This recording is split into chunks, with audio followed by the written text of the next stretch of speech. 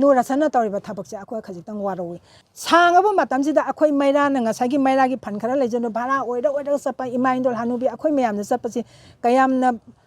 ꯋꯥꯔꯝꯒꯗꯒꯦ ꯍꯥꯏꯕꯗꯣ ꯃꯥꯒꯤ ꯃꯤꯅꯨꯡꯁꯤꯗꯣ ꯊꯥ 9 ꯆꯦꯡ ꯆꯥꯔꯛꯇꯕ ꯍꯥꯏꯕꯁꯤ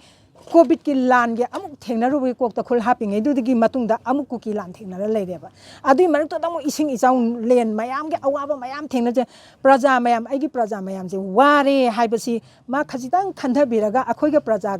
ꯑꯩꯈꯣꯏꯒ ꯃꯥꯒ ꯇꯥꯏꯠ ꯑꯞ ꯑꯣꯏꯅꯔꯒ ꯃꯥꯅ ꯍꯧꯖꯤꯛꯇꯗ ꯊꯕꯛ ꯐꯕ ꯁꯥꯔꯒ ꯆꯦꯟꯈꯠꯂꯛꯏꯕꯁꯦ ꯑꯩꯈꯣꯏꯒ ꯑꯟꯗꯔꯁꯇꯦꯟꯗꯤꯡ ꯑꯃꯗ ꯊꯕꯛ ꯇꯧꯃꯤꯟꯅꯔꯝꯃꯗꯤ ꯑꯩꯈꯣꯏ ꯌꯥꯝ ꯆꯥꯎꯅ ꯃꯥꯏ ꯁꯄꯣꯔꯠ ꯂꯩꯒꯅꯦꯕ ꯑꯗꯨ ꯅꯠꯇꯗꯅ ꯑꯩꯈꯣꯏꯅ ꯅꯥꯀꯟꯗ ꯆꯦꯜꯂꯒ ꯎꯠꯇꯒꯤ ꯍꯥꯏꯕꯗꯧꯅ ꯀꯔꯤꯝꯇ ꯈꯪꯗꯕ ꯁꯥꯔꯒ ꯑꯩꯈꯣꯏꯗ ꯁꯦꯔꯥꯟ ꯇꯨꯔꯥꯟ ꯍꯥꯏꯖꯤꯜꯂꯛꯄ ꯋꯥꯐꯝꯗꯨꯗꯤ ꯄ꯭ꯔꯖꯥꯁꯤꯡꯁꯤ ꯃꯥꯅ MLA ꯑꯃ ꯑꯣꯏꯅ ꯉꯝꯃꯕꯅꯤ ꯍꯥꯏꯗꯅ ꯄꯪꯉꯥꯡ ꯉꯥꯡꯕꯗꯨꯁꯨ ꯇꯧꯕꯤꯒꯅꯨ MLA ꯑꯃ ꯑꯣꯏꯅ ꯑꯩꯈꯣꯏ ꯀꯦꯟꯗ꯭ꯔꯁꯤꯒꯤ MLA ꯑꯃ ꯑꯣꯏꯅ ꯌꯥꯝꯅ ꯏꯀꯥꯏ ꯈꯨꯝꯅꯕ ꯎꯠꯆꯅ ꯃꯥꯕꯨ ꯑꯋꯥꯡꯕ ꯊꯥꯛꯇ ꯊꯥꯡꯒꯠꯆꯕꯅꯤ ꯑꯗꯨꯕꯨ ꯍꯟꯗꯛꯀꯤ ꯃꯇꯥꯡꯁꯤꯗꯗꯤ ꯑꯩꯈꯣꯏꯁꯨ ꯊꯃꯣꯏꯁꯤꯗ ꯋꯥꯔꯧꯏ ꯑꯩ ꯏꯁꯥꯃꯛꯀꯤ ꯃꯤꯡ ꯆꯧꯙꯨꯔꯤꯃꯌꯨꯝ ꯁꯨꯃꯤꯂꯥ ꯑꯗꯨꯒ ꯑꯩꯒꯤ ꯃꯩꯔꯥꯅ ꯍꯨꯏꯔꯦꯝ ꯂꯩꯀꯥꯏ ꯋꯨꯃꯦꯟ ꯋꯦꯜꯐꯤꯌꯔ ꯑꯦꯁꯣꯁꯤꯌꯦꯁꯟꯅꯤ ꯑꯩꯈꯣꯏꯅ ꯉꯁꯤ ꯑꯁꯨꯛ ꯌꯥꯝ ꯋꯥꯅ ꯇꯥꯟꯅꯖꯔꯨꯕ ꯆꯦꯡ ꯊꯥ 9ꯒꯤ ꯆꯦꯡ ꯄꯤꯕꯤꯔꯛꯇꯗꯅ ꯄ꯭ꯔꯖꯥ ꯑꯩꯈꯣꯏ ꯃꯌꯥꯝꯅ ꯊꯦꯡꯅꯔꯤꯕ ꯑꯋꯥꯕꯁꯤꯡꯁꯤꯒꯤ ꯃꯔꯛꯇ ꯍꯔꯥꯎ ꯌꯥꯕꯤꯔꯛꯇꯅ CMꯒꯤ ꯑꯌꯥꯕꯗꯒꯤ ꯍꯧꯖꯤꯛ ꯑꯩꯈꯣꯏ ꯆꯦꯡꯁꯤ ꯃꯊꯪ ꯊꯥ 2ꯒꯤ ꯌꯦꯟꯕ ꯍꯧꯖꯔꯦ ꯑꯗꯨꯒ ꯃꯊꯪꯒꯤ ꯊꯥ ꯑꯅꯤꯒꯤ ꯑꯣꯏꯅ ꯄꯤꯔꯛꯀꯅꯤ ꯍꯥꯏꯕꯗꯣ ꯑꯩꯈꯣꯏ ꯈꯔꯈꯩꯗꯤ ꯐꯪꯕ ꯍꯧꯖꯔꯦ ꯁꯤꯒꯤꯗꯃꯛꯇ ꯂꯩꯕꯥꯛꯀꯤ ꯃꯄꯨ ꯑꯣꯏꯕꯤꯔꯤꯕ ꯆꯤꯐ ꯃꯤꯅꯤꯁꯇꯔꯕꯨ ꯑꯩꯍꯥꯛꯅ ꯍꯟꯅ ꯏꯀꯥꯏ ꯈꯨꯝꯅꯕ ꯎꯠꯆꯗꯨꯅ ꯏꯀꯣꯛꯅꯅ ꯈꯨꯔꯨꯝꯖꯔꯤ ꯆꯦꯡꯁꯤ ꯏꯂꯦꯛꯇꯦꯗ ꯄꯔꯁꯟ ꯑꯣꯏꯅ ꯈꯦꯇ꯭ꯔꯤꯒꯥꯎ ꯀꯦꯟꯗ꯭ꯔꯒꯤ ꯍꯧꯖꯤꯛ ꯄꯨꯕꯤꯔꯤꯕ MLA ꯁꯤꯒꯤ ꯈꯨꯠꯊꯥꯡꯗꯒꯤ ꯐꯪꯒꯗꯕ ꯆꯦꯡꯁꯤ ꯍꯧꯈꯤꯕ 2023ꯒꯤ ꯃꯇꯝꯗꯒꯤ ꯑꯣꯛꯇꯣꯕꯔ ꯅꯕꯦꯝꯕꯔ ꯗꯤꯁꯦꯝꯕꯔ ꯊꯥ 3ꯁꯤꯗꯒꯤ ꯄꯤꯔꯛꯇꯕꯗꯒꯤ ꯁꯨꯝ ꯄꯤꯔꯛꯇꯅ ꯂꯩꯔꯛꯈꯤꯕꯗꯒꯤ ꯃꯊꯪꯗ ꯑꯩꯈꯣꯏꯁꯤ ꯀꯨꯀꯤ ꯂꯥꯟ ꯊꯦꯡꯅꯔꯛꯈ꯭ꯔꯦ ꯁꯨꯃꯥꯏꯅ ꯇꯧꯔꯛꯄꯒꯤ ꯑꯋꯥꯕ ꯃꯌꯥꯝꯁꯤꯒꯤ ꯃꯔꯛꯇ ꯆꯦꯡꯁꯤ ꯁꯨꯡꯄꯤ ꯄꯤꯔꯛꯇꯅ ꯂꯩꯔꯛꯄꯗꯒꯤ ꯃꯊꯪ ꯍꯪꯅꯔꯛꯄꯗꯒꯤ ꯑꯩꯈꯣꯏ ꯃꯩꯔꯥꯂꯨꯞ ꯃꯌꯥꯝꯁꯦ ꯄꯨꯟꯁꯤꯜꯂꯒ ꯀꯔꯝꯍꯥꯏꯅ ꯇꯧꯒꯗꯒꯦ ꯍꯥꯏꯕꯁꯤꯒꯤ ꯊꯤꯅꯔꯛꯄꯗꯒꯤ MLAꯒꯤ ꯃꯌꯨꯝꯗ ꯑꯩꯈꯣꯏ ꯀꯌꯥꯔꯛ ꯍꯟꯅ ꯆꯠꯆꯈ꯭ꯔꯕꯅꯤ ꯑꯗꯒꯤ ꯆꯠꯂꯨꯕꯁꯤꯒꯤ ꯃꯇꯨꯡ MLAꯁꯤꯒ ꯑꯩꯈꯣꯏꯒ ꯎꯅꯕ ꯐꯪꯅꯅꯕ ꯁꯤꯟꯕꯤꯗ꯭ꯔꯦ ꯑꯗꯒꯤ ꯃꯇꯨꯡꯗ ꯑꯩꯈꯣꯏꯁꯨ ꯎꯄꯥꯏ ꯂꯩꯔꯛꯇꯕꯅꯤꯅ ꯆꯤꯐ ꯃꯤꯅꯤꯁꯇꯔꯒꯤ ꯃꯐꯝꯗ ꯑꯃꯨꯛ ꯆꯠꯂꯨꯔꯦ ꯋꯥꯀꯠꯆꯔꯨꯔꯦ ꯆꯤꯐ ꯃꯤꯅꯤꯁꯇꯔꯅ ꯌꯥꯝꯅ ꯍꯔꯥꯎꯅ ꯑꯗꯨꯗꯤ ꯐꯨꯗ ꯑꯦꯟ PDSꯀꯤ ꯁꯤꯟꯗ꯭ꯔꯣꯒꯤ ꯑꯌꯥꯕ ꯂꯧꯅꯔꯒ ꯆꯦꯡꯗꯣ ꯄꯤꯅꯅꯕ ꯇꯧꯔꯒꯦ ꯍꯥꯏꯅ ꯌꯥꯝ ꯍꯔꯥꯎꯅ ꯍꯥꯏꯕꯤꯔꯛꯄꯗꯒꯤ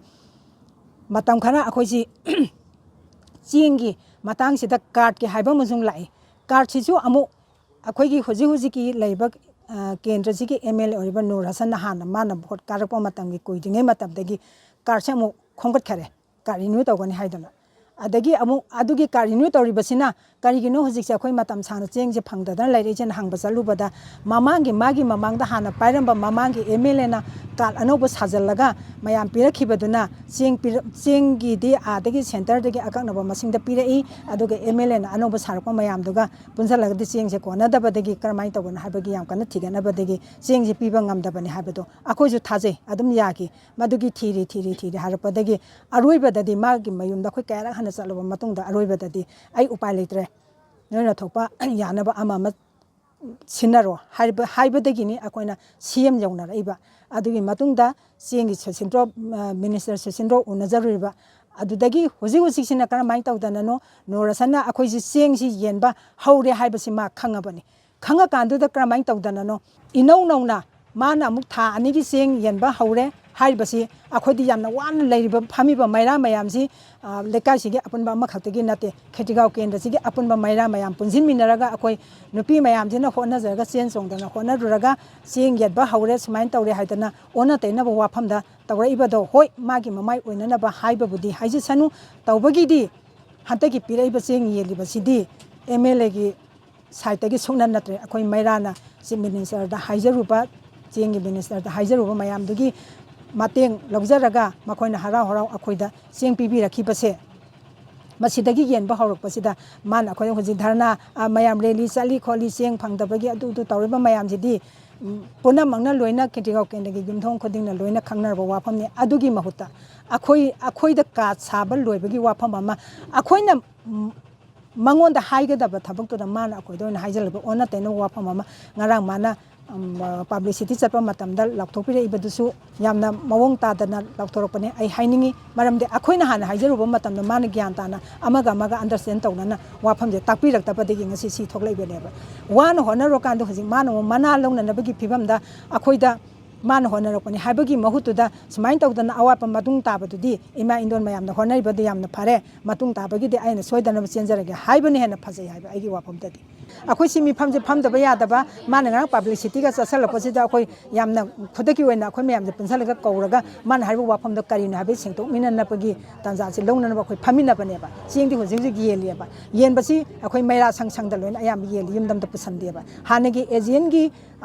कनोदगी एजेंसीगा हाना पाइरमिबे एजेंसीगा अखोइ मैरागा पुन्ना यानारगा चेंगसी येनमिनबनेबा एजेंटगी मखुत्तचु नत्रे मैरागी मखुत्तचु नत्रे लेकाइ लेकाइगी वामिनरकपनिना अखोइ पुन्ना अमगा अमगा कोऑपरेशन पिनरगा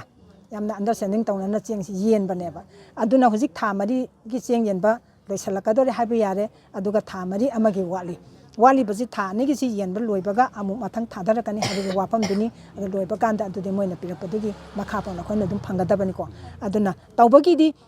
नोरासना तौरिबा थबकसे अखोइ खजितंग वारोइ माना ngaliङै मतमदगी अखोइना चेलिबसे फंगदसनोबा थानि पांजे फंगदसनोबा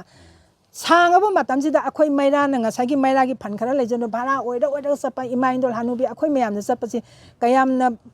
वारंगदगी हाबदु मागी मिनुंगसिदो थानि पान सेंग चारकतबा हाबसि कोविड की लान के अमुक थेंगनरुबे कोकता खुल हापिङै दुदगी मतुंगदा अमुक कुकी लान थेंगनरा लेरेबा अदुइ मरक्तदा अमुक इसिंग इचाउ लेन मयाम के अवाबा मयाम थेंगनजे प्रजा मयाम आइगी प्रजा मयाम जे वारे हाइबसि मा खजितंग खन्थबिरगा अखोइगा प्रजा अखोइगा मागा टाइटअप ओइनरगा माना होजिक्तदा थबक फबा सारगा सेंखलाइबसे अखोइगा अंडरस्टैंडिंग अमदा थबक तौमिनरमदा अखोइ याम चांग माइ सपोर्ट लेगनेबा अदु नतदना अखोइना नाकंद चेलगा उतगी हाइबदौना काइमता खंगदबा सारगा अखोइदा सेरान तोरान हाजिलपो वाफमददि प्रजा सिंसी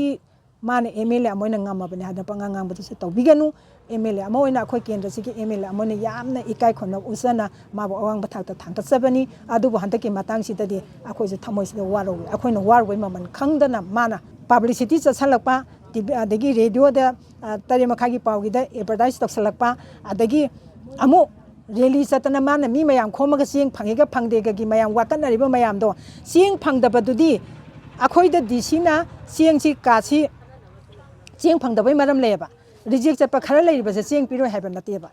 अखोइदा पिथोरगा चेंग येलिबा अखोइदा पिथोरगा नंगी नंगी लेकाइ लेकाइगी मीसिंदुगी रिजेक्ट चपसिंगदो अदु मोइदा मसादा येंगहलो अदुगा माइ माइ कॉपी सिंजे डीसीदा अमु लाहलो अदुगा डीसीदा साइन तहलगा हाना मागी फंगितबा मतमदगी मागी का सेंबा भाउगी ओइबदो तोंगाना मखोगी चेंग पिगने हाइबा वाफम लेबा चेंग येलिबा खोइगा अमुतंग उनाबछु पामेबा खोइना अदु पुरा कथपदि नतेबा सिगी वाफमजु माना लोइन ग्यान तांगदबदा अखोइसे पुआउ ngahलेबा पब्लिक ओइबा खोइसे सिनदा आइन हाइजनिंगसी